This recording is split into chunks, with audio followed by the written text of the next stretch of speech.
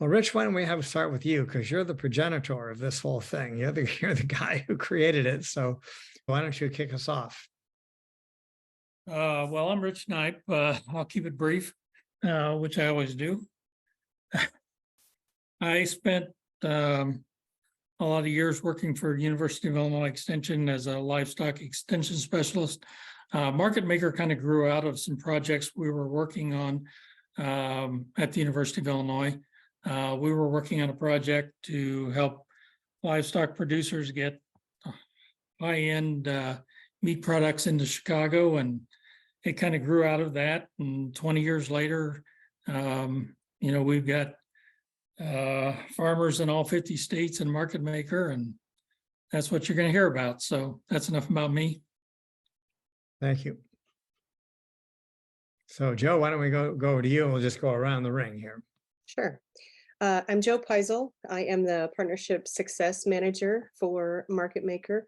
I've been acquainted with Market Maker for several years, worked part-time, and then I've been full-time Market Maker for the last 2 years. And a big part of my job, especially the part that I enjoy the most, is making sure that our partners have a voice, that our projects are moving forward, and that our users are having success with the platform in updating their profiles and making changes that they need to make. So I really enjoy my job, and I enjoy this portion of my job where I actually get to meet people almost in real life. So thanks for having me. Well, and you and your husband are also farmers, right? Yes, my husband and I farm in Northwest Iowa.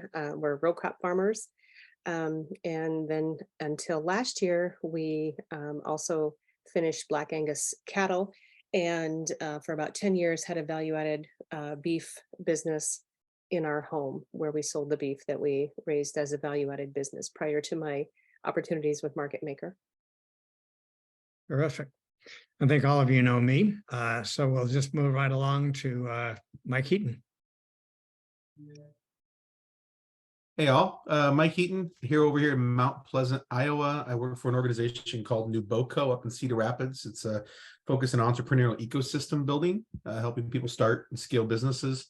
My background is in development work, both financially and fundraising. That's pretty much my go-to. Is I'm a fundraiser, but also I used to work for UNICEF for 5 years, and I've been in sort of global development in some capacity for quite a while. Just working on building up communities and looking at creating infrastructures for healthy, happy communities. So that's it. I'll pass it on to whoever's next.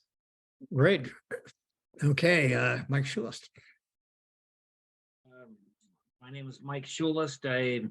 I'm the organic grain manager for National Farmers Organization, NFO. Our home office is in Ames, Iowa.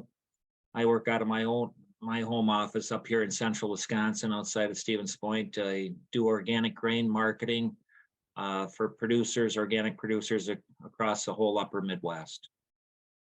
That's great. And you have some family ground that cousin grows potatoes on? Something. Yep. I dairy farmed for many, many years, and then we sold our cattle back in 2014, and I rent my ground to my cousin who grows organic potatoes. They're looking good. We were dry this year, but we've got everything. He's got everything under irrigation. It's about 30 acres he has on my farm this year. That's a lot of potatoes. Yeah, a lot of potatoes. So Noah, do you want to jump on video and just introduce yourself quickly? Yeah, I'm Noah. I'm a community activist and food supporter of all kinds. I built the food pantry at Everybody's with Ed Malloy, and I have a business management degree I just got last week. So I'm looking to put that to use and help you guys out as I can. I'm also the vice president of the Fairfield Culture Alliance. So we want to help connect with your program more. I guess it's our program, but whoever program, we want to connect everybody better. And, just it's all about connections. Great. Thank you, Noah. Thank you. Sure. For going. Okay, so Joe, I'm going to just turn it over to you. You can share screen and let's hear about Market Maker. As Bob said, this is a bit of a repeat. For E&I, this was a a presentation that Courtney Long, and she may join us if she gets time tonight to jump on. Courtney is our Iowa lead market maker person. And so she and I presented this at the Iowa Community Food System and Farm to School Early Care Conference in June. And Bob was in that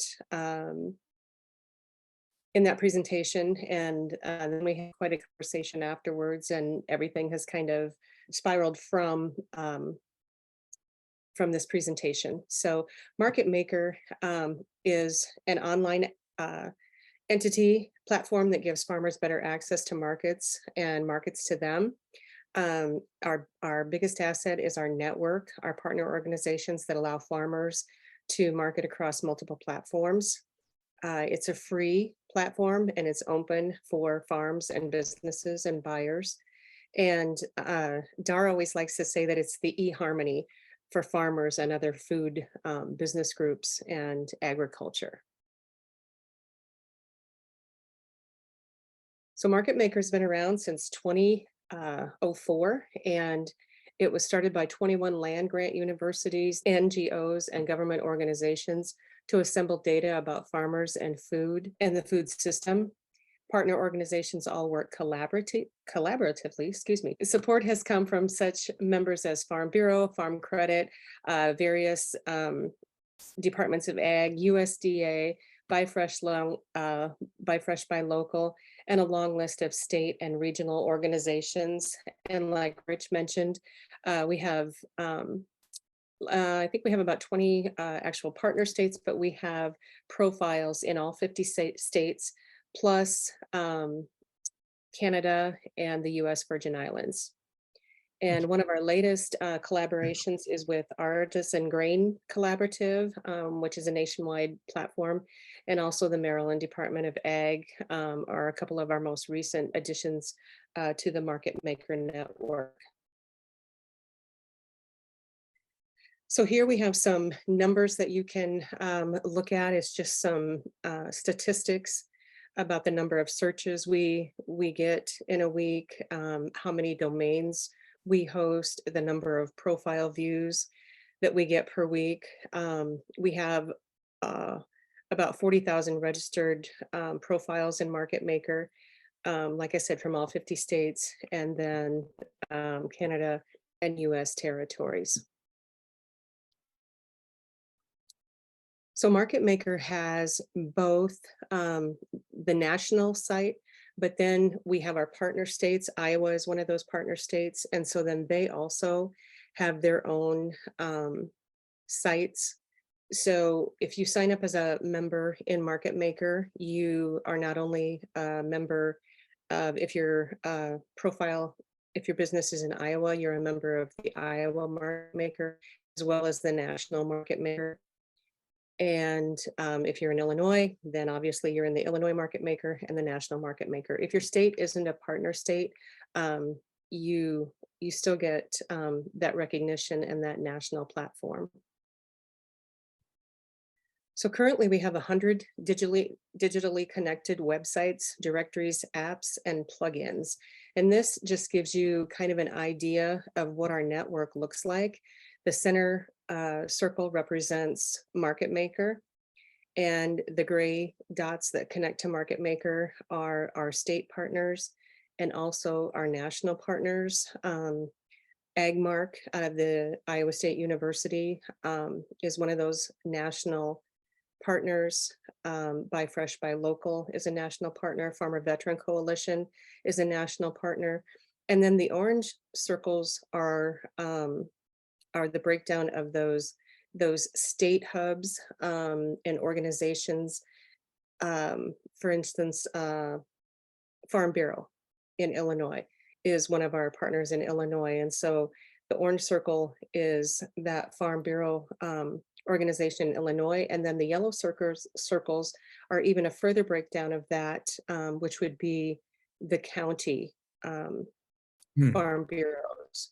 So in Iowa, for example, Iowa would look like the gray circle. And then, you know, if this group starts, they would be, an orange dot, and then any affiliations that you have within your organization could also become part of that hub and spoke model.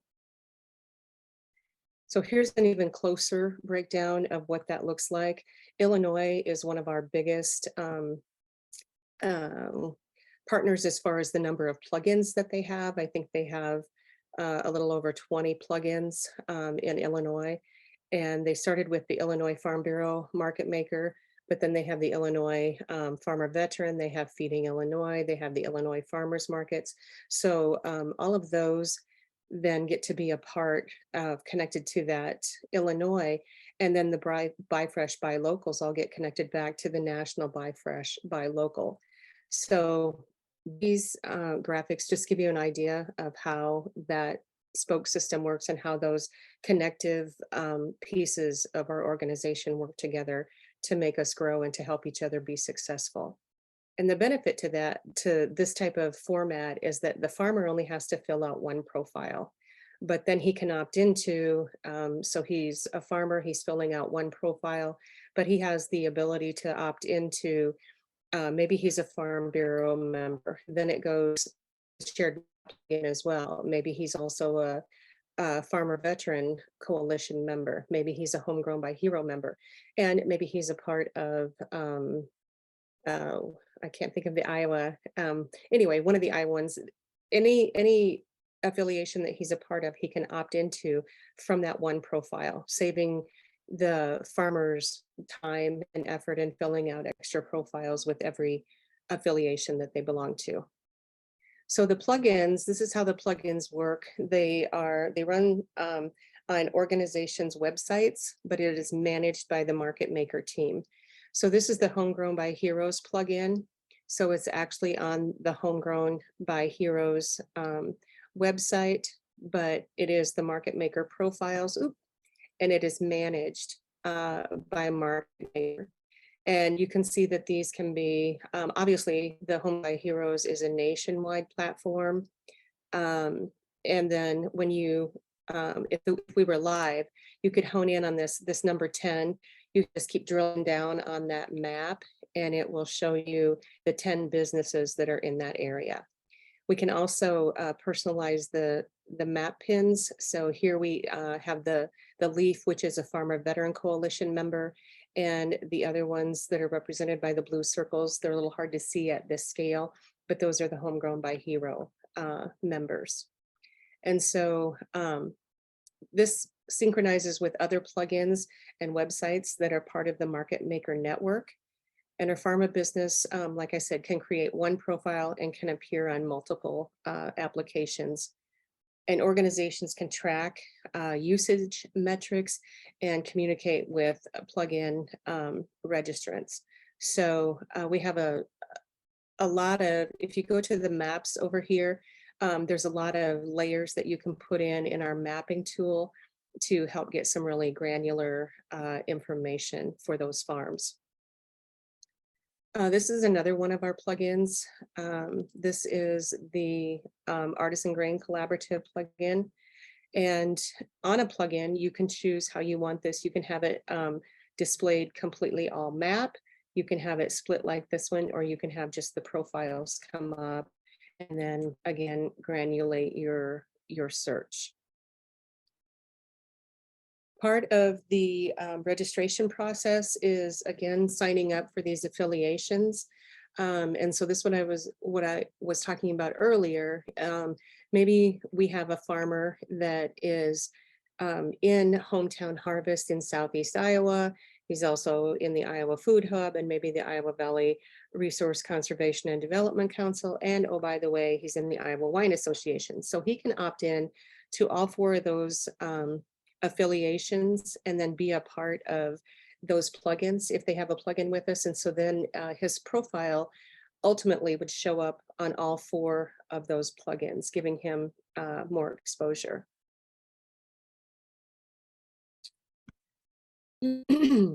So everything starts with a profile, and I had the pleasure of being in your area a month ago at Radiance Dairy.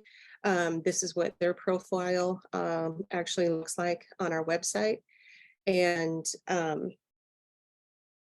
you can get as detailed in your profile information as you want. Obviously, the more detailed you get, the more searchable it makes you. You're going to show up in more searches, again, by claiming those affiliations, or by putting in more products. Like if you are a vegetable producer and you want to put in that you have potatoes, but maybe you also have tomatoes, and then maybe you grow cut flowers, you can identify as that type of farmer by just continuing to drill down on your profile, which then is again going to allow you to show up in every one of those searches if someone searches for those specific products. So this is a detailed farm and business profile. Again, you can, your profiles, you can put your logo on there, you can put a background picture, the about us, you can put history of your business. So it's similar to like someone viewing your website. You can also link to your website, your Facebook page. And then if you have a store, you can put your store link in, and a shop now button appears, which I think I'll show you that a little bit later. But often we get asked the question, who owns the profile or who is responsible for the profile on Market Maker? And ultimately that is the farmer. So Rich and I are often will go in and correct phone numbers or correct some formatting, or I do go in. A lot of farmers don't know how to add their background picture, or they don't know how to add their logo because they just want to get outside and they don't, you know, I didn't know how to hardly do anything but email when I started my job. So I have a great sympathy for those farmers, because my husband and I were absolutely that same way and would not have known how to do it nor taken the time to do it.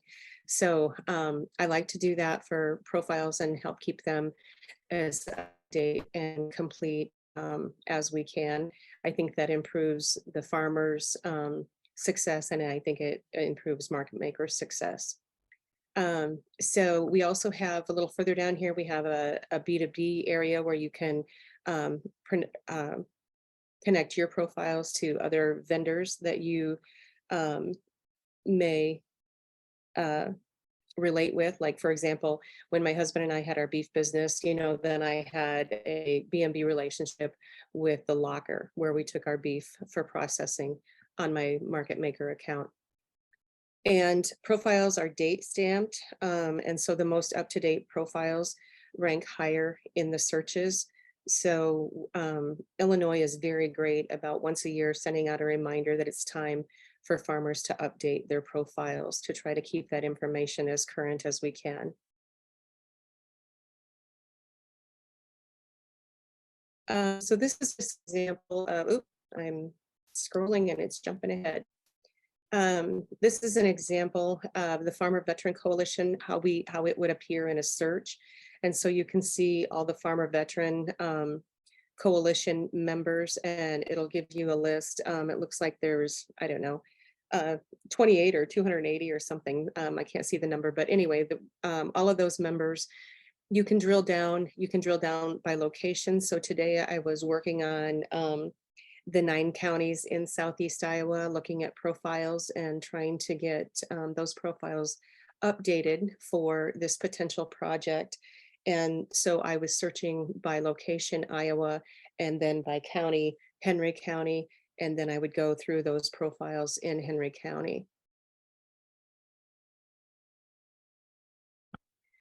This is what it looks like if you have embedded your store. So there's a place where farmers can just drop their store URL in the Market Maker system. Then every search, this shop online button comes up. So that gives those farmers an opportunity to sell direct in another format, which I think is really useful. And especially for, we're learning that some of those farmer veterans don't have an online store of their own. So in that case, we partner up with a team for that where you can embed an online store on their website that's called Food for All. And there again, that platform is free to set up a store. They charge the buyer a minimal fee, but they don't charge the farmer anything to have a store. So that way everybody gets a little bit more level playing field and has an opportunity for that online selling. Our What's in Season app allows customers to find seasonal products that are available near them. It also helps them to locate farmers that produce the crops and farmers markets that sell it. And so you can click on our What's in Season app and it'll take you to a screen that looks similar to this. You can sort by either farm or farmers market based on the icon that you choose. If you want to see them both, then you just don't select one or the other and it'll bring all of them up for you. And then you can get directions to the farm or the farmer's market. And then this last year, we also added a how-to feature on our What's in Season. So if somebody's at a farmer's market and they see bok choy and they don't know how to fix bok choy, or they don't know, God, maybe we would eat that once, but we don't know how to store it.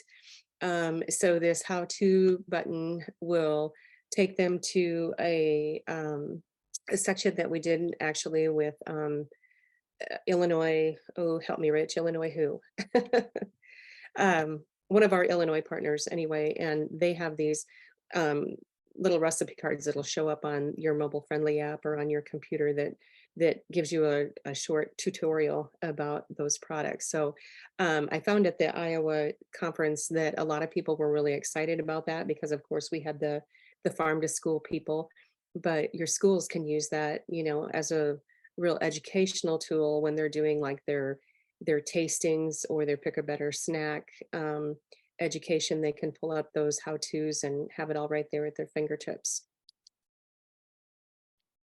Then we have the buy sell listings, and these allow buyers and sellers to post real-time availability of products and needs. And then those notifications get pushed out to potential buyers and sellers. So we have, as you can see, the looking to sell is our biggest section, but we're also trying to encourage people to build out the looking to buy, especially like for the food hubs, the farm to school programs, places like that that are looking for specific product that maybe they're short, but farmers may not even realize are out there, might say, well, I've got extra, or it's a great opportunity for farmers who have been to a farmer's market, but they didn't sell all their tomatoes or something. And of course, they're not going to carry over to next week's farmer's market. So this gives them a platform to get rid of that or push that out there so that they have more potential buyers. And again, there's no cost to using the buy sell forum. It comes with the platform and is free for all the farmers to use. And then last year we added we did a pilot on our discounts and donations depot, which is an online platform for farmers and nonprofits to communicate directly with each other. So in a disastrous case, for example, if you have, you had your sweet corn contracted to be picked and sold on a certain week, and then guess what? We got dry, that corn didn't come, and now we're 2 weeks behind. Well, the picker is somewhere else because that's how they make their money. And you can sell it at a discount, a reduced rate, and potentially get your costs back, or possibly your picking back or your trucking back, but you can still have it go to, a possible food pantry or food bank and get that food into the hands of those that need it the most.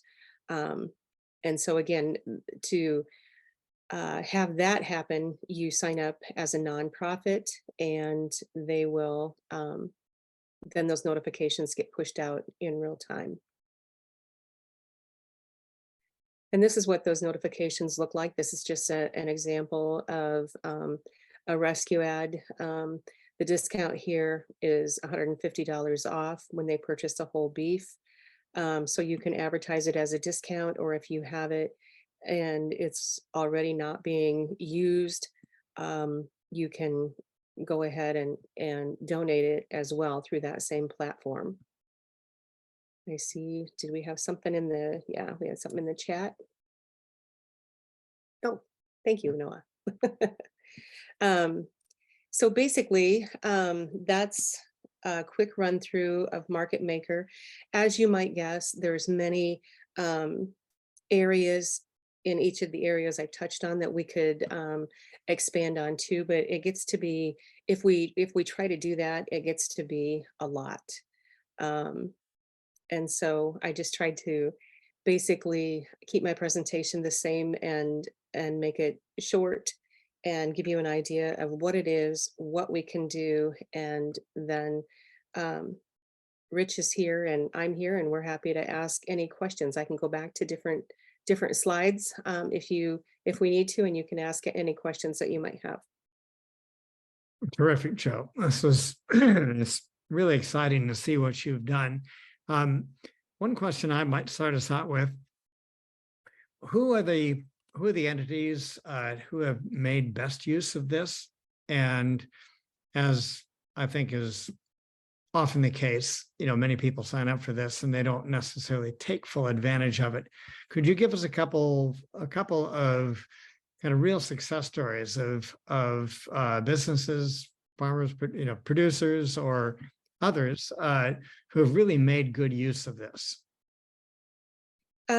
Well, and I don't know that it's been, so I'm going to answer that question in two parts. I'm going to take the first part of it, and then Rich, with his years of experience, would probably have better use case scenarios. But two things that have just happened recently that I find exciting is I just interviewed 4Piece Foods.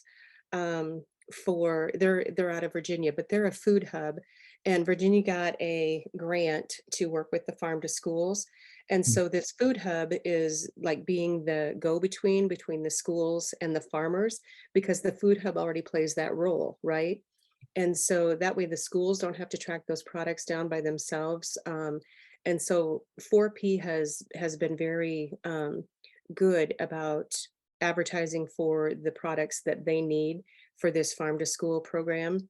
And then also, because of the Iowa conference that we were at, one of the gals with the Pick a Better Snack from Iowa State University, she and I just got on and she created a profile and she created an ad for watermelon, and she was advertising for like a month ahead. So she knows that she's going to need these watermelon in September.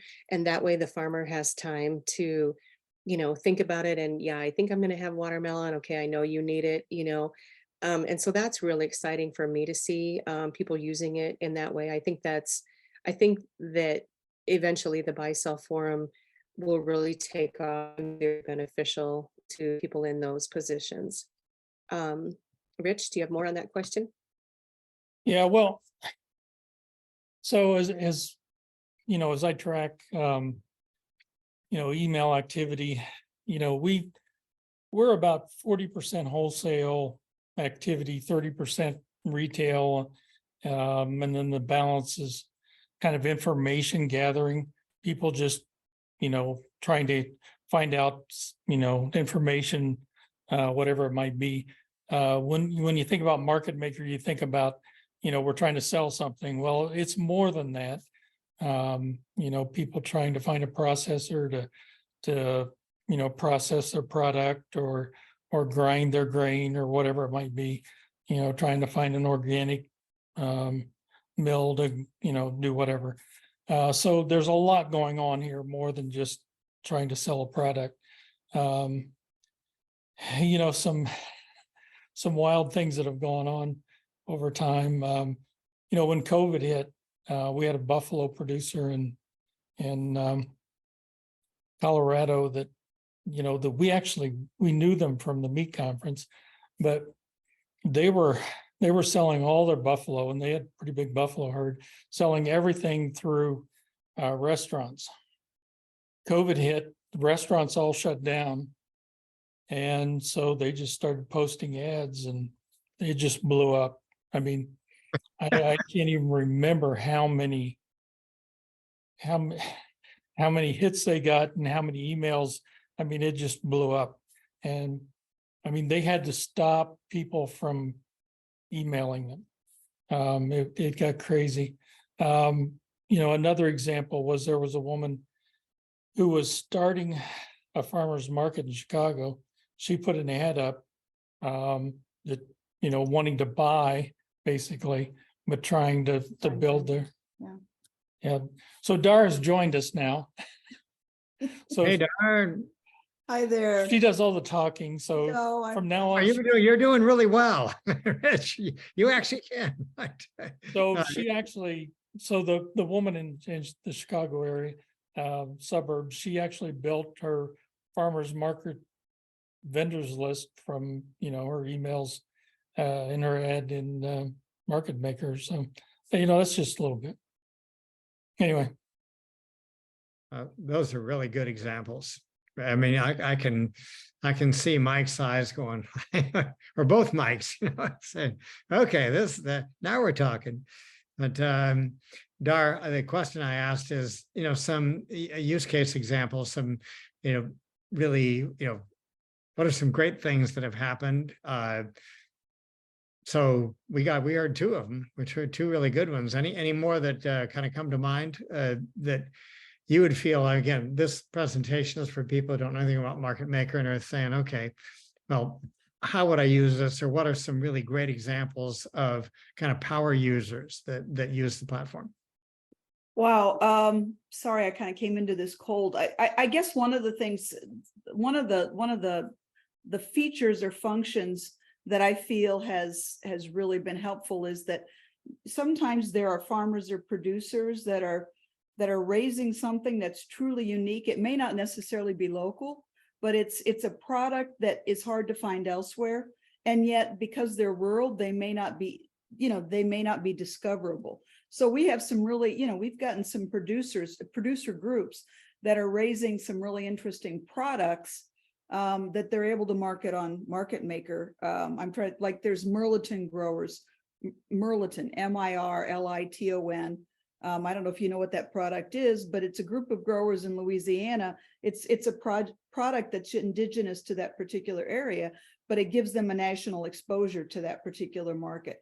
I think there's some folks in the Iowa, Nebraska area that had some aquaculture products that were kind of unique, and aronia berries. There's an aronia berry group. So some of these truly unique products that are being grown in rural parts of the country, this gives them the market exposure that they may not easily have. So, and there's several of those kinds of stories. So the opportunity to showcase unique, differentiated product is one of the things that I think that Market Maker does well. And at the same time, there's also buyers, chefs that are always looking for those unique products. And this is a way for them to find some of those specialty products that they like to use on their menus as well. So. Now, Dar, if I'm not mistaken, restaurants can also be part of their network, can't they? Can they not? Absolutely. Anybody in the food supply chain. In fact, we think of them as being an important stakeholder. We had there was a program out of Indiana. I don't know if it's still, it isn't going on now, but we had a partner in Indiana that would actually do training at culinary schools to show them how to source product through a Market Maker, which is really an excellent strategy, because you're getting these culinary students, you're introducing them to a platform, you're showing them how to source locally, and with the idea that hopefully they take that with them when they go out in their careers. Listening to Dar and Rich, Bob, I just wanted to add, maybe it comes to mind because my niece is considering doing this down in your area in Van Buren County.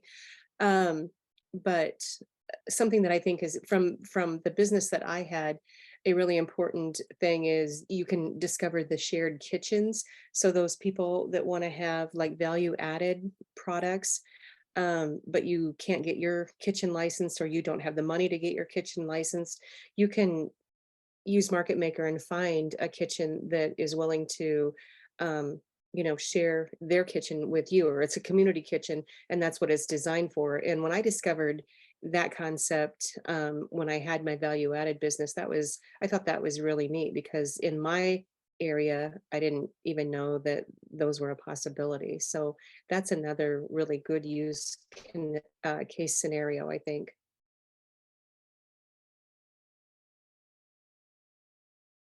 Oh, we're muted. Joe, did you have a chance to talk a little bit about some of the mapping tools, the advanced mapping tools? Because, that's another use case scenario that's not what you would normally think of, but is something that can be potentially impactful, where you can map infrastructure, food infrastructure, and that sort of thing. And I can remember one use case scenario where it was, I believe it was a regional planner, an economic development organization, regional planner, and they wanted to map the food infrastructure because they were looking for a logical place to site processors. So I think it was vegetable processors, and they wanted to locate them in proximity to growers. So, some of these strategic development or economic development decisions can be aided by having access to where all the food businesses are. And, we don't just have farmers, we don't just have processors, we have grocery stores. Pretty much anybody that would be considered part of the food supply chain. And all of that's it's all mapped. So. Well, that's really my question I had for Joe or Dars.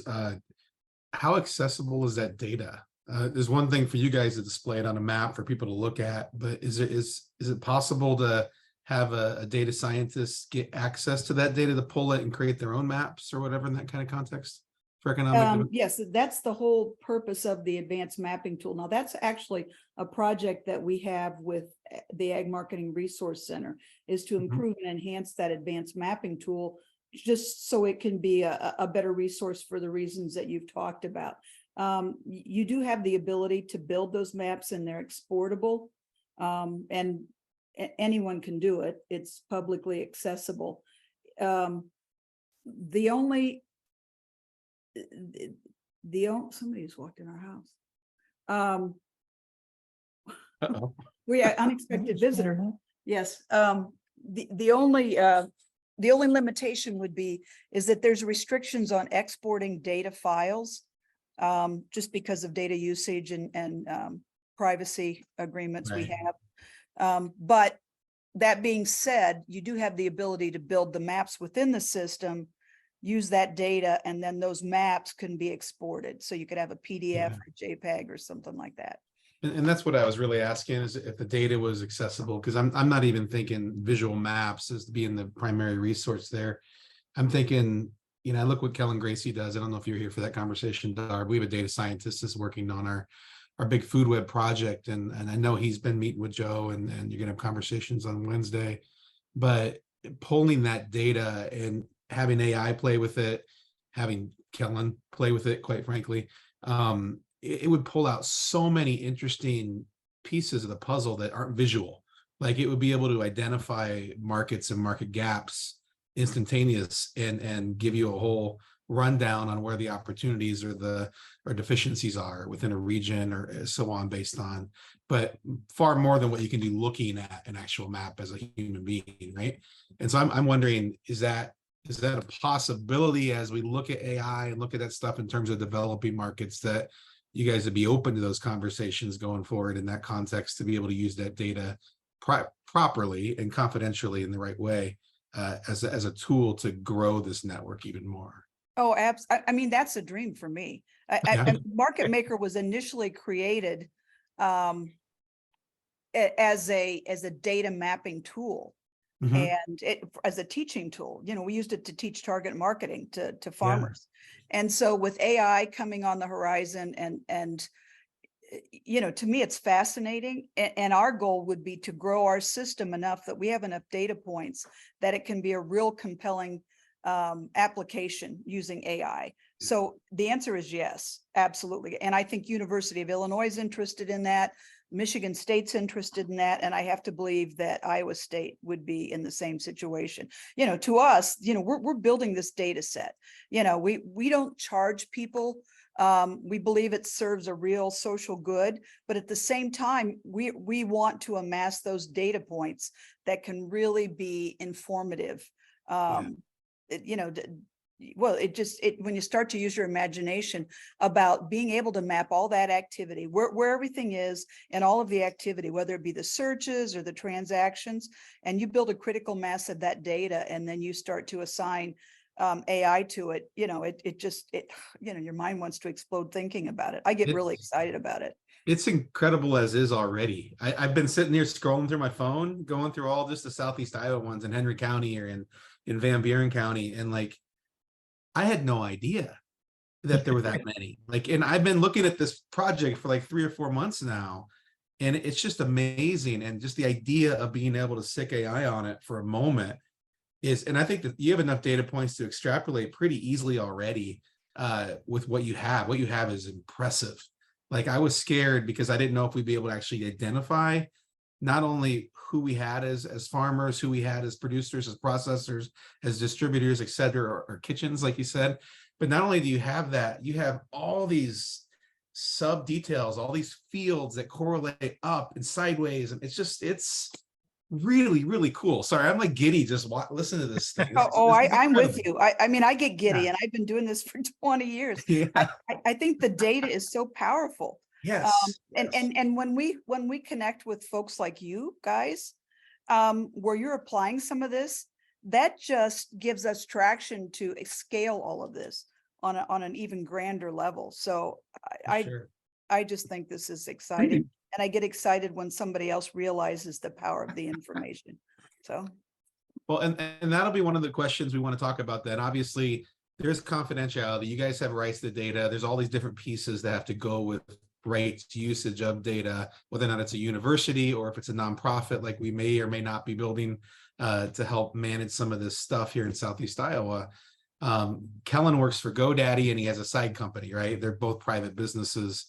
We want to, our goal, I think, would be is to figure out how we can help grow your stuff, but also give businesses in Southeast Iowa ability to grow their own businesses using that data, more than just your producers. And, you know, but like app developers that can use it to connect to your system. You know, there's all kinds of ideas in my head right now. I'm sorry. I'll shut up. Like, no, I think there's a lot of people. It would be fun to just have a meeting just around that. I think the only thing, the guiding principles have to be that we have to remain trusted and neutral. Yes. So that we don't do anything with that data that would violate the trust of the people that are repositing all this information, or we're done. Right. Yeah. Right. Yeah, and that's really common in data collection. Universities they have policies, as you know full well, on how you use data and how, you know, that kind of stuff. So I'd be really curious to see what yours are if you haven't put them together, see what you guys are going to put them together as, because it will dictate a lot, I think, in terms of how this gets used. So Mike, you're in the wholesale business, brokering business. Where do you see NFO fitting into this?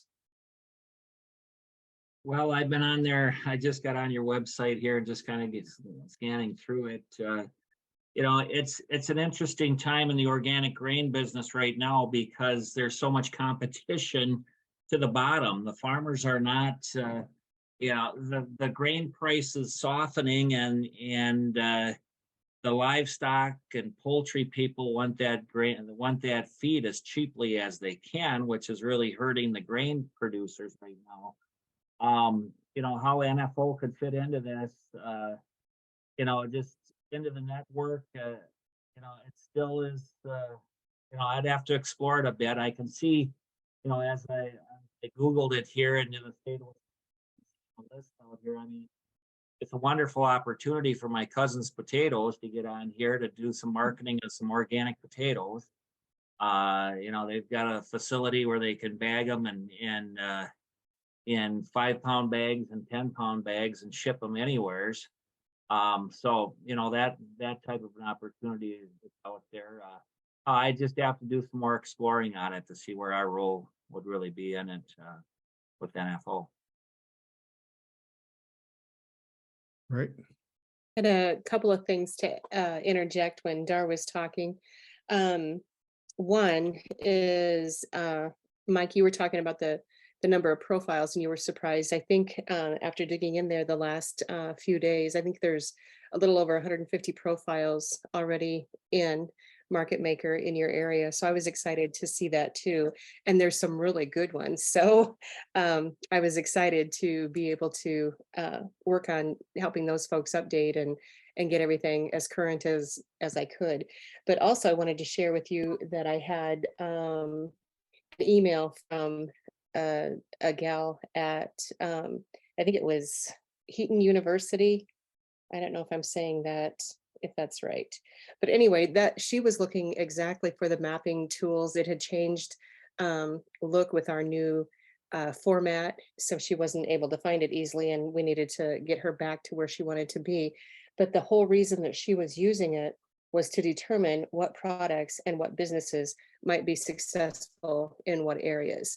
And when you think about it that way, it has the potential to really help, especially rural areas. Like I'm, I sympathize where y'all are at because I'm in the same place in Northwest Iowa.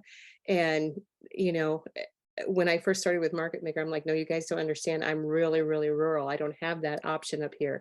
But this, those type of mapping tools then give all areas, again, they level out that playing field a little bit because then the USDA or the Department of Ags or that can look at that data and go, okay, we really need this type of business in this area to help these farmers utilize their products or that type of thing. So just the fact that she was using it that way, that was specifically what she was looking for. And I thought that was very exciting. And Joe, I think that was Tuskegee University. So Oh, yeah, yep. That's a Yep. predominantly Black institution. And so, that's another use case scenario to help some of these minority producers have better access to markets. So, again, that's another important stakeholder group for Market Maker.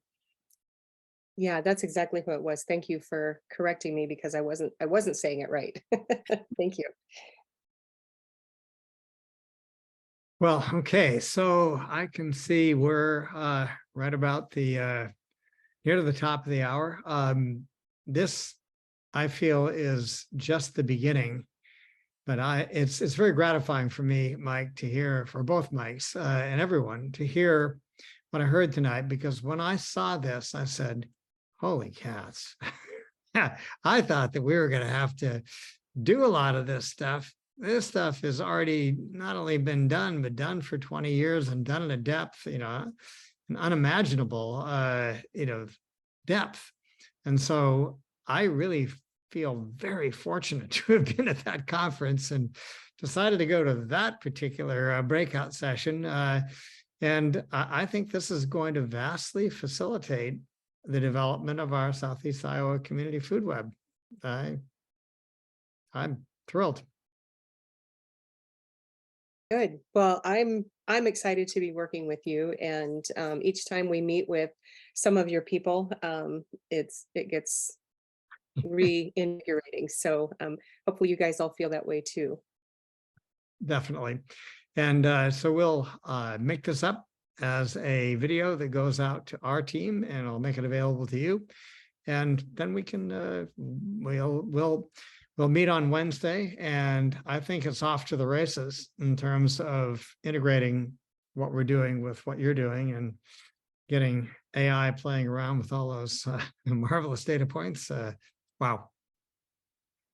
Yeah, I'm excited to learn what you know about video making, Bob, so that I can be a little more useful in that way. Yeah, so yeah, we're going to have our little video making workshop, and I had a extensive conversation with Teresa Greenfield, who is the rural development person for USDA here, and she is very interested in what we're doing. And if she's not familiar with Market Maker, then maybe I'll do a mutual introduction so you can be talking to her. As I can see in our Ignite 2.0, which is coming up this fall, we're going to have another day, but it's going to be an application day as I see it, we're going to have our needs assessment done. And then we'll bring in people like you all and Teresa and funders and people who can, are helping to build the network and the complement of producers and manufacturers. I am looking forward to that meeting. That's going to be a lot of fun. That'll be great. Well, thank you, Bob, for getting us all together tonight. And Mike and Noah, if you have any, Bob, you as well, but I think you know that. But if you guys have any follow-up questions or need any help navigating something in the system, anything at all, don't be afraid to reach out. You should have my contact information in the invite from tonight. So that's, again, the part of my job that I like. So don't be afraid to reach out. Right. Much appreciated. This is very exciting. And Darren, Rich, thank you very much for your input. Okay, so we'll see you all next time. Right. Thank Bye. y'all. All right. Bye.